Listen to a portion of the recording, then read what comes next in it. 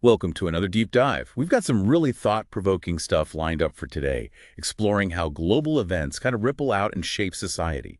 And get this, we'll be drawing on political analysis, personal stories, even dipping our toes into ancient language. Yeah, it's wild how these things, different as they seem, can actually intertwine and show us how we see ourselves, in this ever-changing world. Absolutely.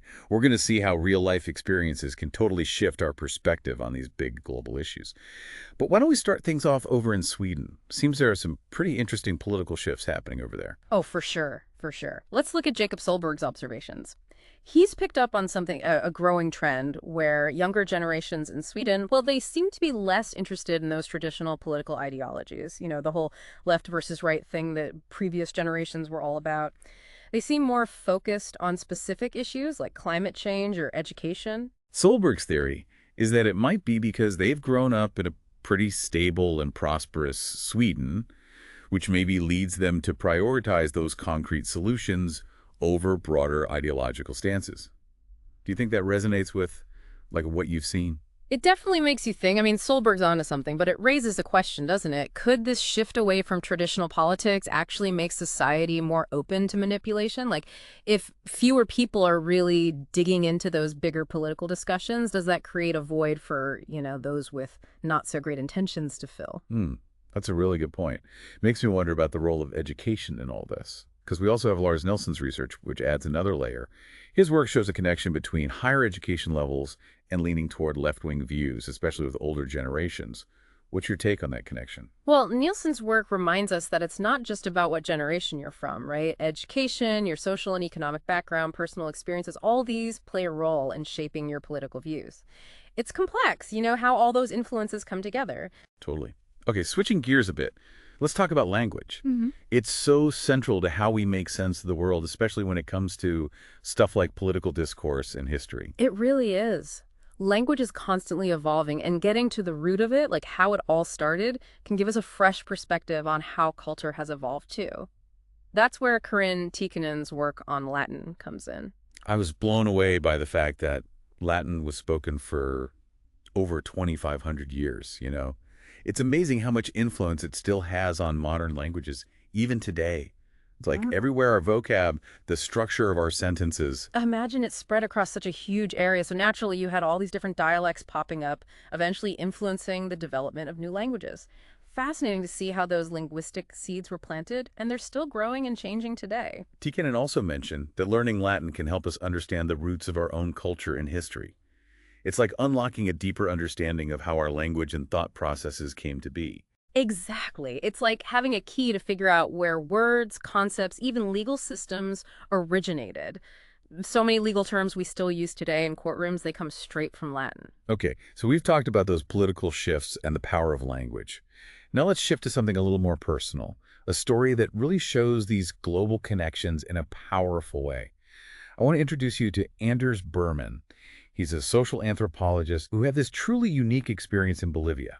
Yeah, Berman's story really shows how your personal experiences can unexpectedly shape your academic interests, give you a deeper understanding of different cultures.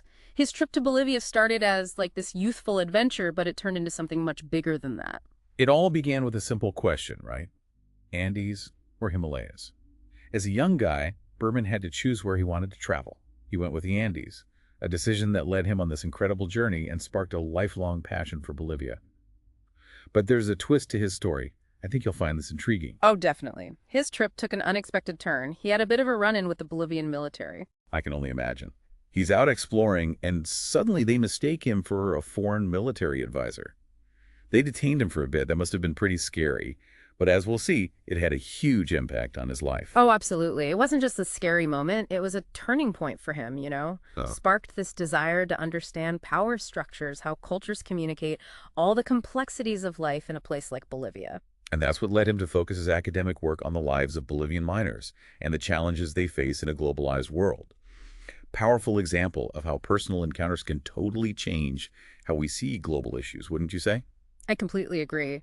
Sometimes the most profound learning comes from those unexpected moments that life throws at you outside of a classroom. Yeah. They force you to rethink your assumptions, broaden your perspective, and ultimately shape who you become. Now, let's talk about something we can all relate to. Information overload. We are constantly bombarded with info from every direction these days. It can be so overwhelming. We have more access to info than ever. But how do we even begin to make sense of it all? That's the million-dollar question. Brings us to Håkan Fleischer, who's been wrestling with this very problem over at the University of Uppsala. He's working on organizing the university's massive special collections, historical documents, rare books, all kinds of unique materials, and making it all accessible to students and researchers. Wow, that's a huge undertaking.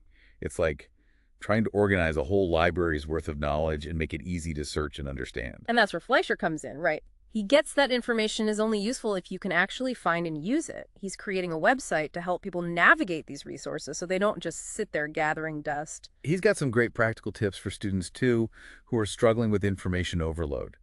He says it's crucial to have a structured study plan, break down those big tasks into smaller, manageable chunks, and not be afraid to ask for help when you need it.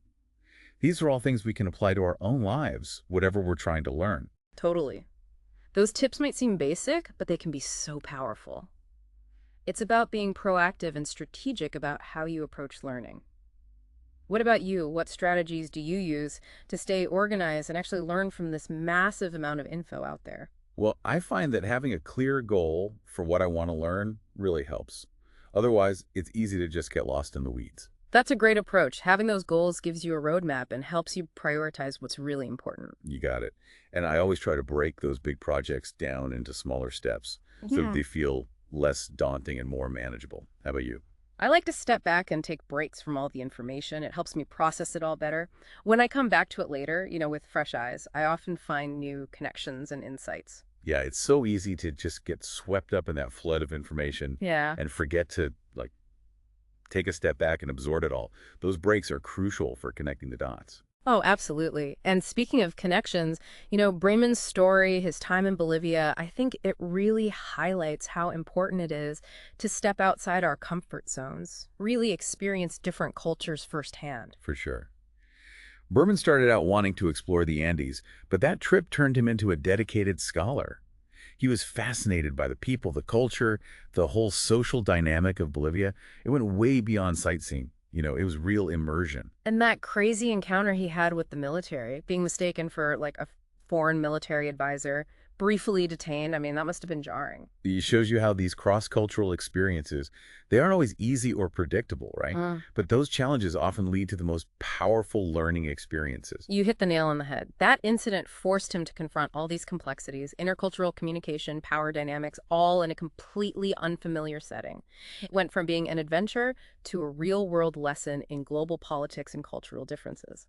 It makes you realize that sometimes the most impactful learning comes when we're pushed outside our comfort zones and have to see the world through a completely different lens. Couldn't have said it better myself.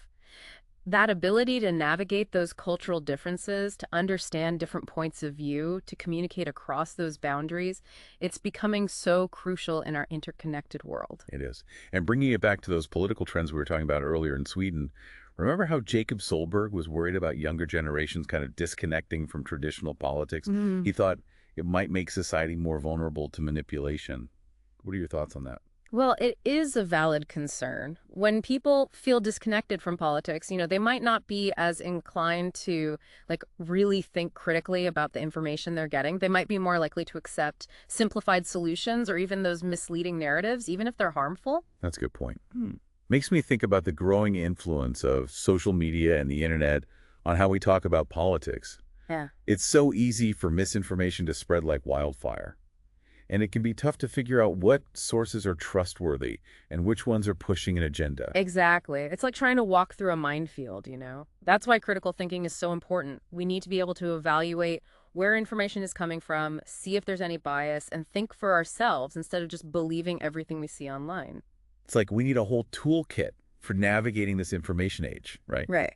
And those practical tips from Hook and Fleischer about dealing with information overload, they seem even more relevant now. Absolutely. Those strategies, having a plan, breaking things down into smaller steps, knowing when to ask for help, they're not just for students. They're life skills for dealing with this world that's overflowing with information. And maybe we should add a few more tools to that toolkit. Things like media literacy, critical thinking, learning how to evaluate sources. Those should be basic skills we learn early on. I'm with you on that. We need to prepare the next generation to be able to tell fact from fiction, to think critically about the information they come across, and to have informed discussions about the stuff that really matters.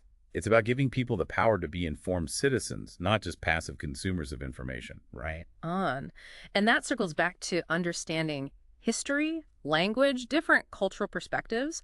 All of that contributes to a more nuanced, more informed view of the world. It's amazing how all these threads, seemingly separate things, generational shifts, the power of language, personal experiences, information overload, they all come together to show us just how complex our interconnected world really is. It highlights how important lifelong learning is and critical thinking and engaging with diverse perspectives.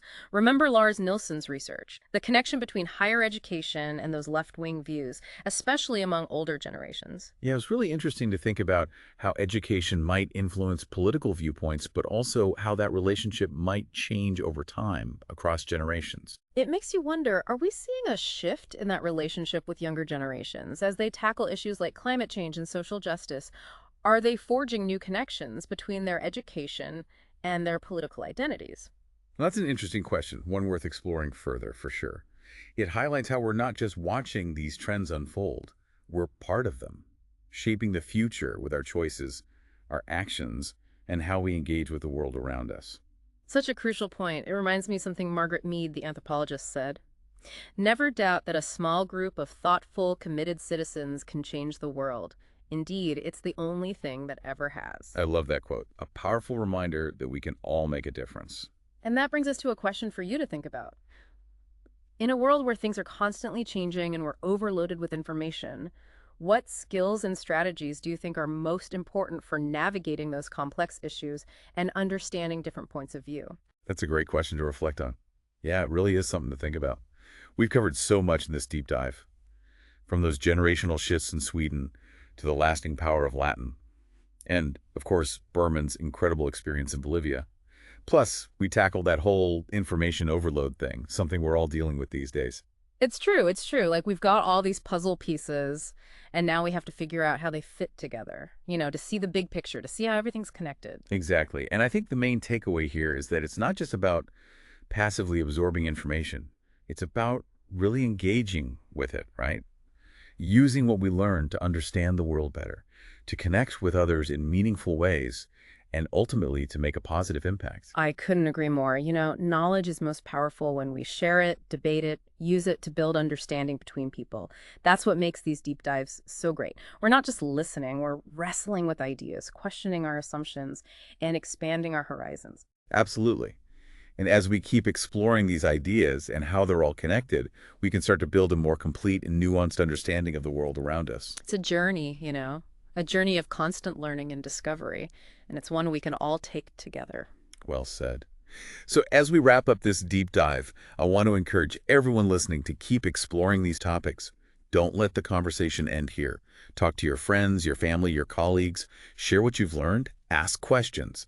Keep those mental gears turning. And remember, in a world where everything's always changing, the most valuable skill you can have is the ability to adapt, to keep learning, and to see the world from different angles, to embrace the complexity and never stop questioning. Couldn't have said it better myself.